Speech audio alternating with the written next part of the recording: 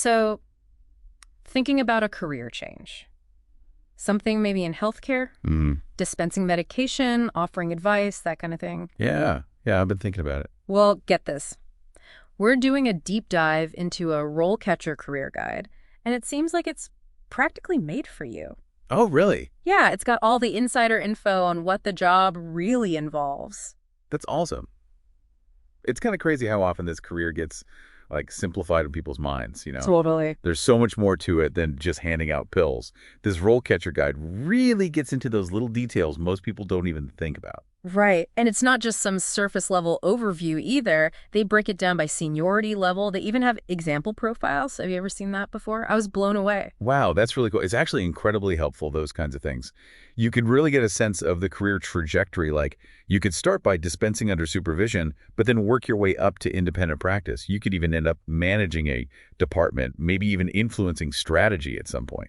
Okay, but before we get ahead of ourselves, let's back up a sec. This guide uses this term, medical goods specialized seller.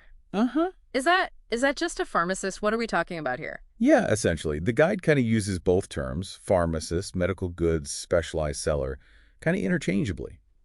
But there is a subtle difference.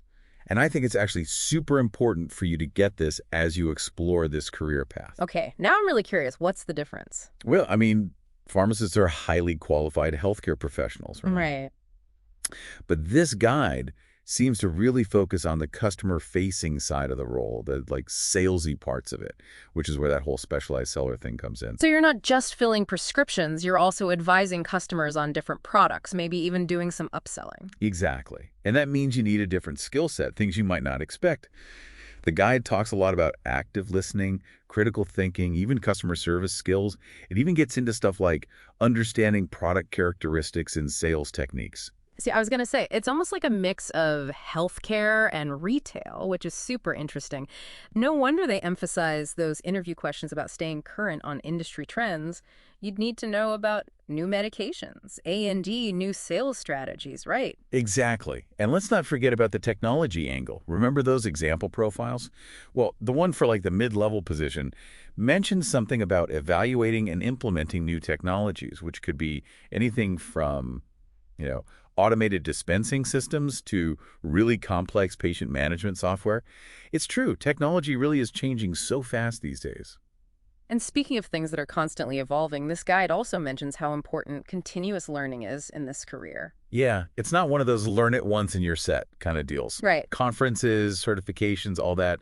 Seems like you really got to stay on top of your game. But honestly, that's something I find kind of appealing. You're not just stuck doing the same thing day in and day out. There's always something new to learn, which keeps things interesting. I totally agree. And it can be really engaging to always be learning. And it's not just about like staying ahead of the curve either. It's about being able to provide the best possible care to your patients. When you think about it, you could be the person helping them figure out how to deal with new medications or understand a really complicated treatment plan. You could even just be helping them feel more confident about managing their own health. That's pretty huge. It really is. Okay, so we've talked about the more rewarding parts of this job. But let's be real for a sec. This guide doesn't shy away from the challenges, does it? Not at all. It's actually really refreshing how upfront they are about the potential downsides. Because honestly, no job is perfect, right? But knowing what you're getting into, the good A&D, the bad, is so important when you're making a big career decision like this. Absolutely. So what are some of the challenges the guide highlights? What should someone be prepared for if they're seriously thinking about this as a career? Well, for one thing, it talks about the work environment itself, long hours, Yeah. being on your feet a lot, a really fast-paced setting where you have to be incredibly accurate. And then there's dealing with the public, which can be, well, Yeah, a mixed bag is probably an understatement. Yeah. Did the guide get into specifics about that at all? Like what kinds of customer interactions you might have to deal with? Oh, yeah. It talks about how important it is to handle customer objections and challenges really well. Remember how we talked about those interview questions about adapting your sales approach? That's because you have to be ready for those situations where customers might be unsure about something, or maybe they have the wrong information, or honestly, sometimes they're just difficult. So like, give me an example. What kind of scenarios are we talking about here? Well, imagine a customer comes in and they're dead set on getting a specific medication, but you know there are safer options or ones that would work better for them, or maybe they read something online about a new prescription and now they're hesitant to take it. You need to know how to address those concerns, and you need to do it in a way that's both empathetic, A&D, backed up by actual evidence. That's a really good point. It's not just about knowing your stuff. You have to be able to explain it in a way that makes the customer feel heard and helps them feel confident about making decisions about their health. And let's be real, that's not always easy. Totally. You have to find that sweet spot between being confident in what you know and respecting where they're coming from. It sounds like you have to be part therapist, part salesperson, part walking medical encyclopedia, all at the same time. Pretty much. But those people skills, that ability to really connect with people, that's what can really make you stand out in this job. For sure. So someone who's maybe a little more introverted or not really used to dealing with people all day, they might want to think about that aspect carefully. It's not just about the technical side of giving out medication. It's about those human interactions that are so important in healthcare. That's true. But the guide actually mentions that even if you're not naturally super outgoing, you can still be really good at this. It emphasizes active listening, which is something you can definitely learn and improve over time. Sometimes just really listening to someone and letting them know you understand their concerns can make a huge difference in building that relationship. That's so true. Sometimes people just need to feel heard, especially when it comes to their health. But even with amazing communication skills, I imagine there are still days when it's rough. Like you've got a million things going on, the phone won't stop ringing, and then you get that one customer who's just having a day. Oh, I'm sure. It's important to recognize that those tough days are going to happen and have ways to deal with them. But I think it's important to remember, too, that those really hard interactions are probably not going to be the norm. Most people are just coming to you because they need help or advice, and those are the times when you can really have a positive impact. That's a really good point. It's easy to get caught up in the potential negatives.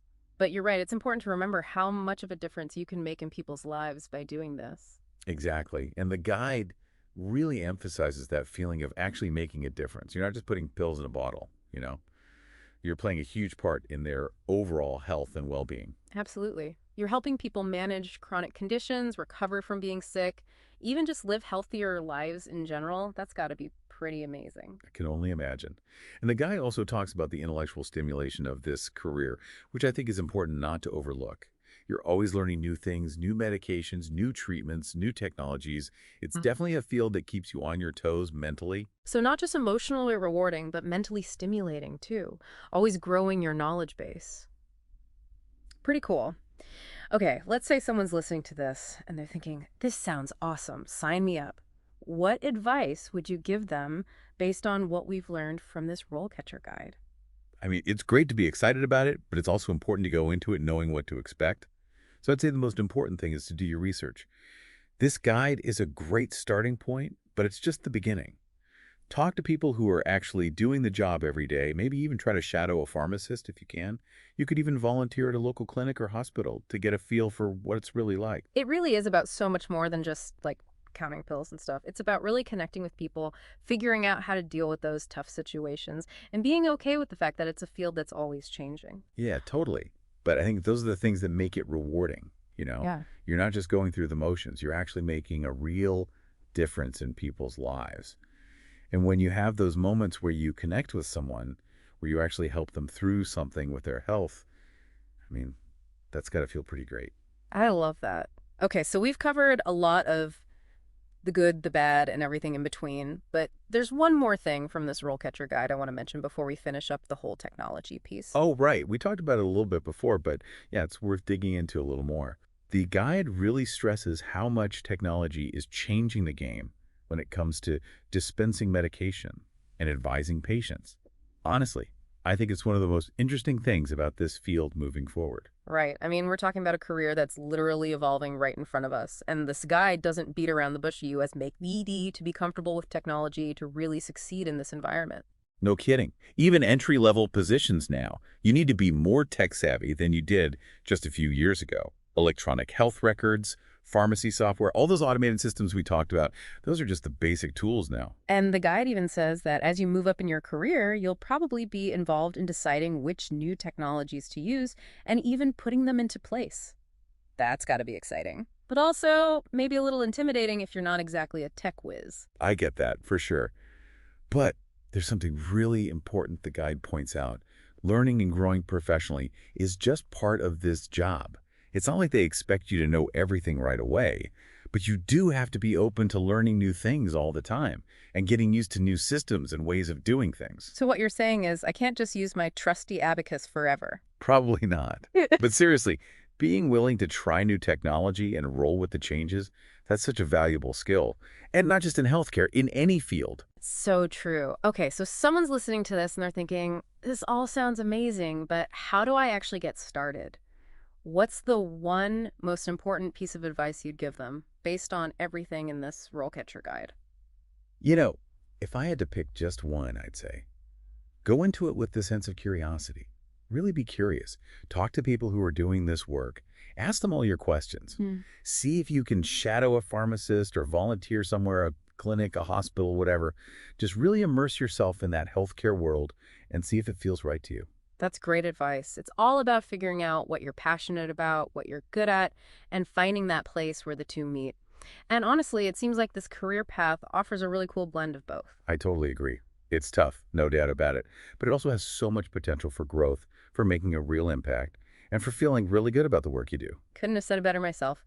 Well, on that note, it's time for us to wrap up this deep dive. But before we go, I want to leave you, our amazing listener, with one last thought. I'm all ears. This RoleCatcher guide gave us a really awesome look at what this career is like right now. But things are changing so fast in the healthcare world, so here's something for you to think about, something I'd encourage you to explore more on your own. What do you think this job will look like in the future? Wow, okay. Big question. Right. I mean, with telehealth becoming so big and all these digital health platforms popping up, will we have virtual pharmacists doing consultations online? Will AI be dispensing medication or giving personalized advice? Honestly, I'm excited to see what happens, but also a little terrified. I think that's a good way to be. Who knows? Maybe that'll be our next deep dive. You read my mind. But until then, thanks for coming on this journey with us. And remember, knowledge is power. The more you know, the better prepared you'll be no matter what career path you choose. Until next time, happy learning, everyone.